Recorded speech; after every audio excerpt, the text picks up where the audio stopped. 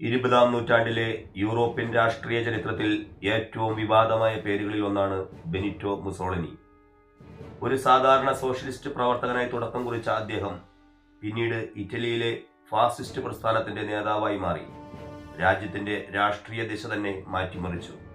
1883 ഇറ്റലിയിലെ പ്രഡാപ്പിയോ എന്ന ചെറിയ പട്ടണത്തിലാണ് മുസോളിനി ജനിച്ചത്.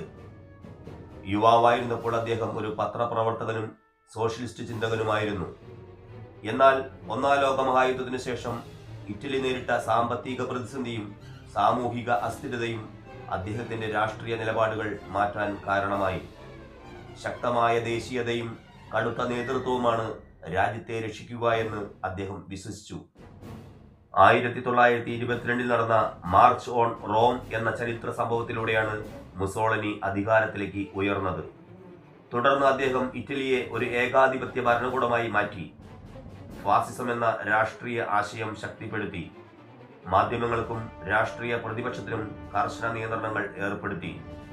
ചിലർക്കു വേണ്ടി അദ്ദേഹം രാജ്യത്തെ ശക്തിപ്പെടുത്തിയ നേതാവായിരുന്നുവെങ്കിലും പലർക്കും അദ്ദേഹം ജനാധിപത്യത്തെ തകർത്ത ഏകാധിപതിയായിരുന്നു. മുസോളിനിയുടെ ഭരണകാലത്ത് വലിയ അടിസ്ഥാന സൗകര്യ വികസനങ്ങളും ദേശീയതയെ പ്രോത്സാഹിപ്പിക്കുന്ന പ്രചാരണങ്ങളും നടന്നു. എന്നാൽ അതോടൊപ്പം തന്നെ മനുഷ്യാവകാശ ലംഘനങ്ങളും രാഷ്ട്രീയ അടിച്ചമർത്തലുകളും വർദ്ധിച്ചു. പിന്നീട് രണ്ടാം ലോക മഹായുദ്ധത്തിൽ ജർമ്മനിയുടെ കൂട്ടാളിയായതോടെ ഇറ്റലി വലിയ നഷ്ടങ്ങൾ അനുഭവിച്ചു. യുദ്ധം നീണ്ടുനിന്നപ്പോൾ ജനങ്ങളുടെ പിന്തുണ കുറയുകയും അദ്ദേഹത്തിന്റെ ഭരണകൂടം തകരുകയും ചെയ്തു. 1945 യുദ്ധത്തിന്റെ അവസാന ഘട്ടത്തിൽ മുസോളിനി പിടിക്കപ്പെടുകയും പിന്നീട് കൊല്ലപ്പെടുകയും ചെയ്തു. അദ്ദേഹത്തിന്റെ ജീവിതവും രാഷ്ട്രീയവും ഇന്നും ചരിത്രകാരന്മാർക്ക് പഠന വിഷയമാണ്. ചിലർ അദ്ദേഹത്തെ ശക്തനായ നേതാവായി കാണുമ്പോൾ മറ്റു ചിലർ സ്വാതന്ത്ര്യത്തെയും ജനാധിപത്യത്തെയും തകർത്ത വ്യക്തി എന്ന നിലയിലാണ് വിലയിരുത്തുന്നത്.